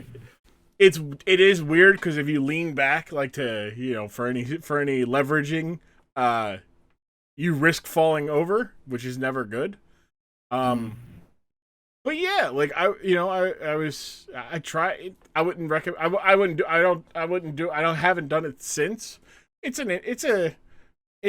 not necessary to do. But on this toilet, I think it might be necessary to sit, shit backwards, on this productivity shitter. Okay. I'm trying to. Imagine if you're Big Show, like, trying to shit on that toilet. That has to be fucking awful, man. Look, he was shitting standing up. Like, Eddie Guerrero kicked the door into him, and he stood up and immediately was like, "Oh no, I gotta go. I gotta keep going." Oh, and BSJ, you had a great observation about how he did not have his shoes off. Mm-hmm. So he was. That's how you know you're serious. struggling. Yeah. Like, I could tell, like, the sweat was going down, was pouring down and everything. Like, look, that's a good session. Like, when you're sweating and, like, when you have the slides off and you're just, like, look like James Brown. Like, your body's glistening like some ribs or something. Look, we've all been there where you got to take the shirt off halfway through. Yeah. Loosen a couple buttons. Yeah. You're like, whew, like, all right, I feel better now. I can really get after it. Yeah, no, Big Show did not have his shoes. Now, mind you, he did have wrestling boots on, and I'm not going through the hassle of unlacing 30 laces per boot just to take a shit. I'm gonna let it ride and suffer. I might not be in. You gotta let the toes breathe when you're letting loose like that, though. Yes, but Maybe that's why he had the sandals on. That's true. Yeah, he probably knew Safety. Yeah. Preparation. So the next week, Big Show's walking the hallways of the Hartford Civic Center, I think it was, and comes across a guy working. He's eating a burrito who shamefully hides it immediately, and Big Show takes offense to it, saying, "Oh, you think I'm going to eat your lunch or eat your food?" And he goes, "No, I'm not going to eat your food. I'm going to eat your lunch." And it's like, wait, what? and shoves the burrito in the guy's face, throws him and the table like halfway across the goddamn floor, and then just kicks another guy who was just sitting there. It's like, all right, like clearly, reminder: Big Show's a bad guy. Like he's the bad guy in this story. He beats Orlando Jordan. Eddie Guerrero is giving a backstage interview talking about how, yeah, he is nervous, but if Big Show does try him, things are gonna get real stinky. Yeah. Before that, can we talk about like how like after like those sessions, you feel like a lot, body feels a lot looser. Like you feel agile. Like in that clip, he back kicked the other dude after smashing the burrito in the first guy's face and flipped over a pretty big table.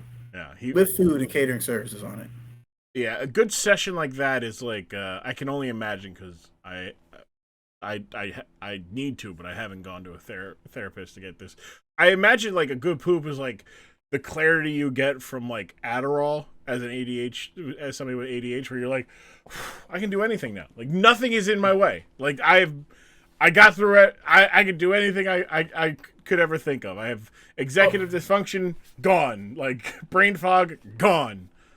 Well, it's like, well, Grum, you play football where it's like, all right, you have to have like when you do like the morning workouts or whatever, you like take a little bit, take that shit, and then just like, bam, I'm ready to go. Yeah. Ready to go. Sometimes that feeling is better than like pre-workout, honestly. Yeah. Mm-hmm. Yeah, no, you're right. It's just like, all right, I feel good. I feel clear. Nothing's holding me down. I got this. Yeah. Clear.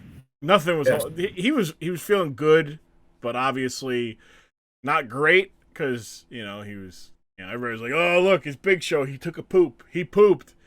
They were shaming him for pooping. Now obviously he was fighting for his life in there. The sounds were unbecoming. That were clearly not coming from him, but unbecoming. So then he attacks Big Show attacks Eddie Guerrero during a backstage interview. Eddie Guerrero goes to the trainer, and we think that he's really hurt. And Chavo's like, I'm going to get revenge because Montezuma has nothing on Guerrero's. And then this is how they close that episode of Smackdown, by the way. Chavo's out there saying, hey, you big fatty, like, I'm going to fight you. Come out here and fight me. And Big Show comes out in the worst attire that one could have. Just to put it on. He had a white button-up with no tie, a black jacket, brown pants, and just the most atrocious sandals with no socks. Grillmaster. Looking like a suburban dad.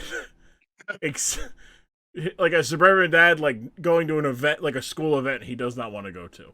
Like he looks like a counselor, like a counselor on like a guidance counselor that on like a field trip or some shit, like where you can be a little, all right, I'm gonna cut loose a little bit, I'm gonna show them what I'm working with foot game wise.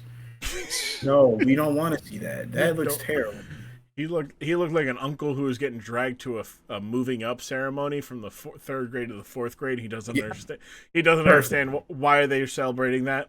He's perfect. Like, there it is. Comes out and he's like, "Look, man, I'm about to go out tonight. Like, I'm done for. I wrestled. I'm clean. I look good. I smell good, and I'm not fighting you." And he's like, "Where are you going? Used car lot?" Out his ass. Come on now. He's like, where are you going? Shoe store? He's like, oh. He's like, and this is all Chavo saying this to Big Show. And he goes, are you chicken? Are you afraid to fight me? And he's like, chicken. He goes, boy, like, I forget what he says, Big Show says. But it's like, my blank is worth more than you get a year. And I don't know if he's talking about his suit or his, like, I could have sworn he says my rollie is worth more than what you make in a year. If he's talking about that suit, he's telling a fucking lie. That's a fucking lie. He is making a statement on the minimum wage situation in the United States. Look, that's true. That might be true. Uh, it was an atrocious fit, and he had the audacity to want to protect it. He's like, I'm not fighting. That's the biggest tragedy of all. Like from this experience right here.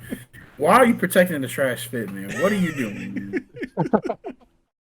So he comes down to the ring. Chavo Guerrero baits him into the match, and then immediately ducks out of the ring, loses by countout. But now, Big Show is in the ring, and Chavo is outside the ring, and Chavo signals to the back. He's saying, come on out. And out comes Eddie Guerrero on the back of a sewage truck. One that said, we pump for your pleasure. Which I can't help but think that's a real company. And and the person who thought of that tagline, they fucking high-fived themselves. They're like, oh yeah, yes, that's a good one. Fucking So that's a bar. It works on so many levels, Brad. Like, yes. So Eddie Guerrero explains what he is currently on, and Big Show is slowly realizing he is fucked, and he remains in the ring for what reason I don't understand. And Eddie Guerrero goes, look, man, I'm like, this doesn't just suck up the poop, it blows like you. And then he says, I'm gonna cover you in mierda, and gets down, grabs the hose, and Big Show, with obviously still feeling the light effects, the lightness effects of the shit he took the week before, boogies out of the ring and is like almost safety. And he's like looking to see where Eddie Guerrero is, and he's backing up, and Chavo Guerrero, like a Looney Tune character, pulls the cord, trips up Big Show, and they spray him in dog shit. Well, human shit, but it's dog food and water. But it smells terrible. It was an improvement to the fit, though. I tell you what, it matched. He now had matching everything. Everything was the same shade of brown. Covered in this stuff, and Eddie Guerrero, I think, was like mindful of like that, like he just like opened it a little bit so it would do a little bit and like let go every so often, and then he said fuck it and like tilted it up into the air and let it just like rain what is supposed to be human shit all over Big Show, and like even though it wasn't actually shit, it still like was disgusting because it looked like shit. No, it looked like shit, and like I don't know if y'all ever. I mean, if y'all dog owners, I'm assuming have been around dogs enough to where it's like you've seen like, all right, mix dog food and some water. It smells dog food by itself smells kind of rough, and like but you can tolerate it, like dump it in a bowl, clean it out of the bowl, whatever. But mixing it with water, bro, it smells awful. It smells so bad, like horrendous. It's bad. Yeah. It's not a good smell. And like, and because we were trying to, I wasn't sure. BSJ, you're the one who looked it up to see what it was, but like they did a very good. The last like 2 or 3 minutes of it, and Kurt, you gave credit when we were watching it to the cameraman and the production crew of like getting good shots of Big Show covered in this shit, and then going to the crowd going like just being like, I'm gonna throw up, or like not enjoying it at all, like because there's a lot of wet dog food, and that smell is not a good smell. It might not be shit, but no, they probably got Louis Alpo. It had to be out. Well, no, they probably went cheap. So whatever the cheapest, like, because they probably didn't fill that all the way. Like, there was probably mostly water, but they probably like, I don't know. They probably went to like a Sam's Club and bought like 3 or 4 boxes of wet dog food and like just dumped it in there. Either way, it's not a good smell, and like. Yeah, shout out to the camera person, like the cutaways, the close-ups of like Big Show just like sucking that putrid mixture, Oh. just in and out and just rolling around in it. Shout out to Big Show for selling that shit too. You mentioned like his facial expressions and shit. Yeah. Very, He very great. he sold having to take a shit. Like, I mean, it's not. We've all been there. We've all been in the where you're like, oh boy.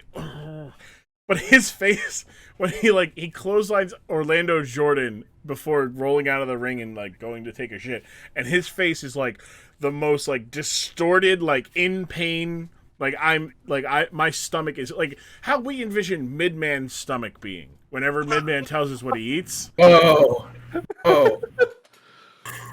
Like After eating Meat Mountain, yeah, like Midman. Yeah, but at Midman's face after he ate the Meat Mountain where he was sweating it. Yeah, no, that's definitely not great.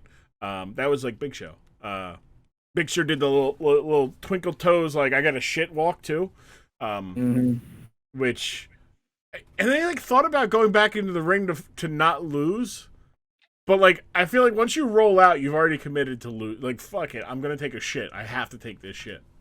But he gets covered in shit, and the cameras get covered in the stuff.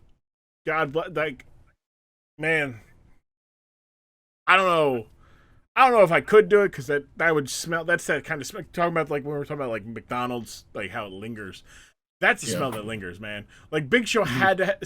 That shit was all in his hair, his face, his fingernails. Like, ugh, no. I hope that was the last event of the night. Oh yeah, it was. Yeah. Yeah.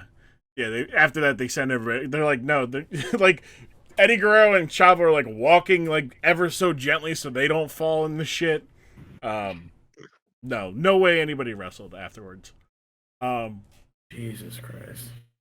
But yeah, That is disgusting. And like the thing was, you could see like the footprints, yep. everything, which was even more gross. So it's just like, ugh. So before we get going, BSJ, final thoughts on everything we talked about today here on the Dork Side of the Ring.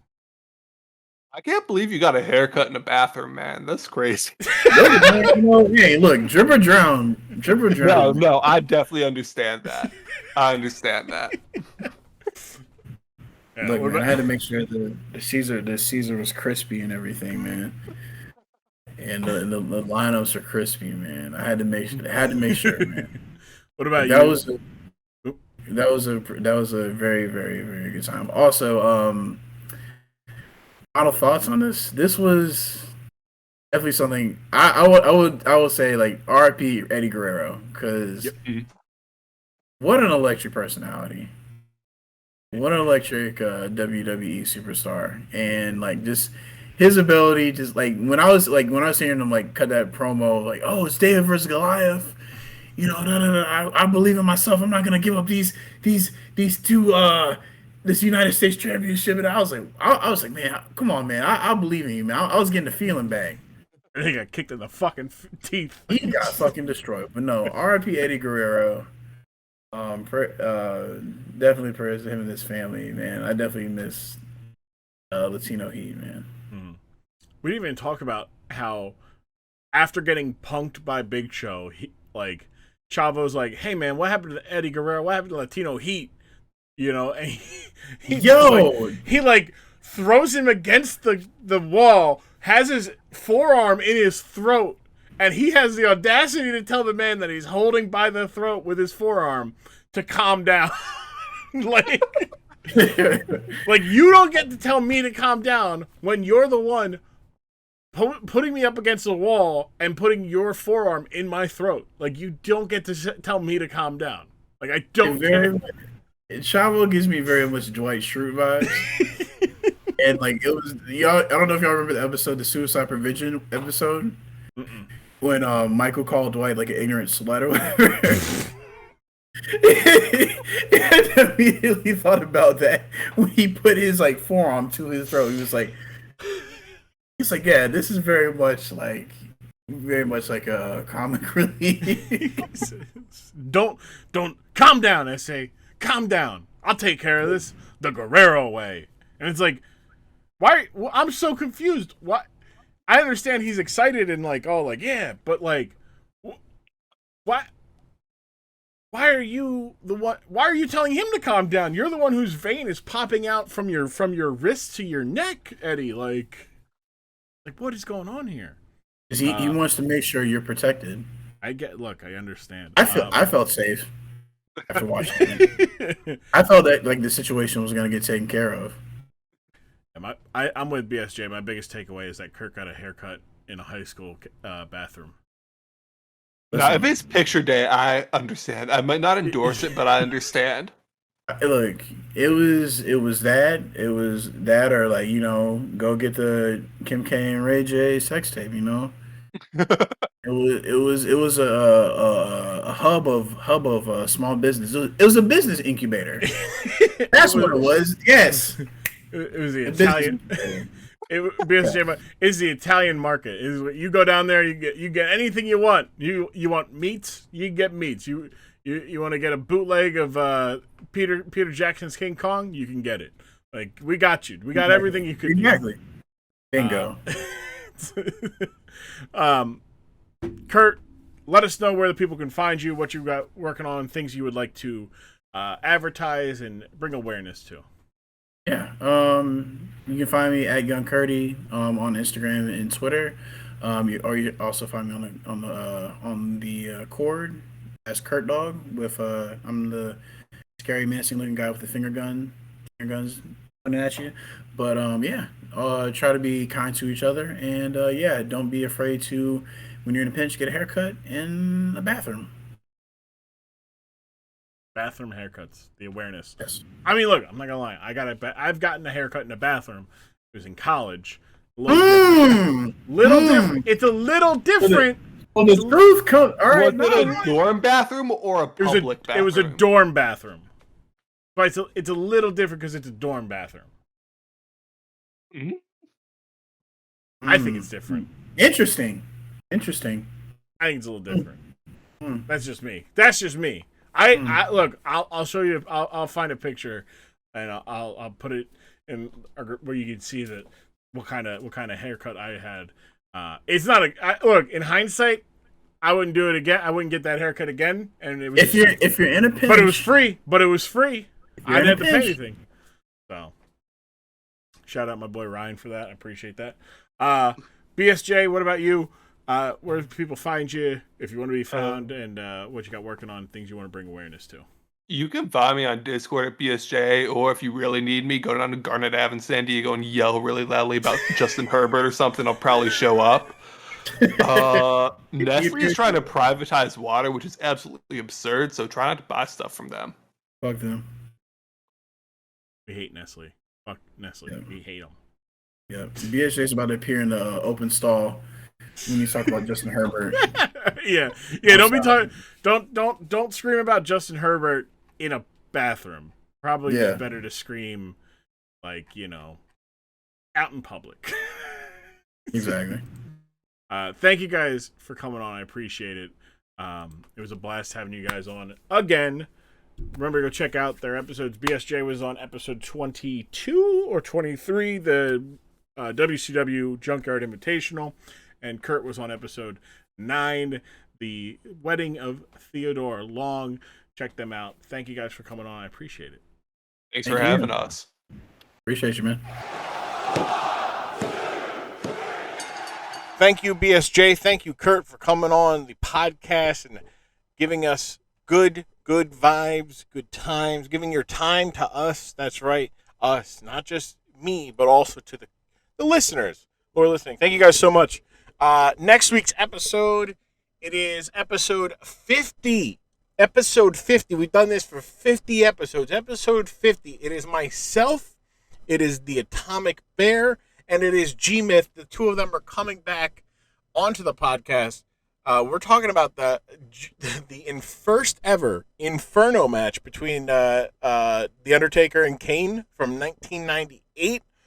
It's a fun one because I get to explain them, like, basically why they're trying to set each other on fire. But we also play, because Myth is back, and Myth, we infamously played, do you recognize this name? I twisted it a little bit. I changed it up. I remixed it. Whatever verb you want to use. But I made it to, is this a real wrestler? And I come with a bunch of gimmicks that may or may not be real, and they have to decide if they are real or not. And I think I might start playing that a little bit more often. It was a lot of fun. It's a lot of fun because it's for some of the episodes that like I have a sheet, right? An Excel spreadsheet with topics, right? And some of the I got gimmicks, right? But there's so many just bad gimmicks that like I could spend like I could do a full year. We just do the year of the gimmick, right? And I just pick a different gimmick every time and pick their match. But I also have ideas. Like we did this a couple weeks ago with Rob and Miss DeVille, where we just came up with, you know, one-off characters, right? Like just come up with a bit, and that's their entire gimmick. And you know, so it flexes the muscle a little bit. So we're going to be playing that in the future. It's a good one. Big things ahead. I'm sure you heard Dusty Rhodes earlier, but yeah, that's right. That's Dusty Rhodes. It's not me pretending to be Dusty Rhodes. No. But we've got a YouTube coming up. Actually, Bear and the Atomic Bears and G-Myths will be in video. I'm gonna try to keep getting them more in place, even if they're not on camera, because you know I think part of it could be part of the whole podcast where, you know, if we're talking about something and you don't have the ability to watch it, you don't have the Peacock Network, or you're not near a computer to watch on YouTube, and that way you either have to watch it on YouTube on your phone or whatever. This way, if you're watching it on YouTube and we talk about something that happened in the match, you know, I could splice it in there a little bit, you know, put it over top, maybe talk about it, who knows, right? Either way, it helps you guys with the experience, and I want to start doing that a little bit, little by little. It's not going to be pretty. It's not going to be high def. Not high def in the sense. It's not going to be it's going to be high quality content, just not like the graphics and whatnot. They're not going to be up to some stuff. Look, it's mainly because I still don't have the layout how I want it to look. So it's going to work the way it works. And if it doesn't work, then it doesn't work. But we'll see. Either way, we'll try it out. But yeah, the other thing that I do want to tell you about, in 2 weeks, I guess it's 3 weeks, 2 more episodes. It is the celebration of, it's a 1 year, it's episode 52. Been doing that for a full calendar year, once a week, every week for the last year. So I went and got 2 special guests that to be on, and it's going to be a good one. And then we've got 4th of July falls on Dorkside Mondays. So then we got a nice 4th of July episode for that. And then we got McMahon McMonth. And I'm throwing out all the rules. Not really. But every topic, we got 5 weeks this year. 5 Vince McMahon specific topics. We've done 1 so far. 2 definitely 1, but 2 kind of. We did the, Austin visits McMahon in the hospital, and we did, the Santino Marella that involved, Vince McMahon. But there's a lot of stuff with Vince McMahon that we can do. Also, this kind of goes to the YouTube stuff. I can also do short ones, right? Where there's like, all right, that we can't do a full episode on this topic per se, but maybe 10, 15 minutes we can definitely do. So those are things. That's the lookout in the future. I'm excited to try some stuff and flex some creative muscles and whatnot. But we're going to be doing that here on the Dark Side of the Ring. Thank you again. Next week, it is myself, the Atomic Bear, and G-Myth talking about the Inferno match, the very first one between The Undertaker and Kane at Unforgiven 1998. It is one of my favorite matches between the two of them. That's what we're doing next week. Thank you for coming on. Thank you for not taking me or anything I say or wrestling too serious, because at the end of the day, wrestling is better when no one is taking it serious. I am Grum. Thank you, and I'll see you guys here next week on the Dark Side of the Ring podcast.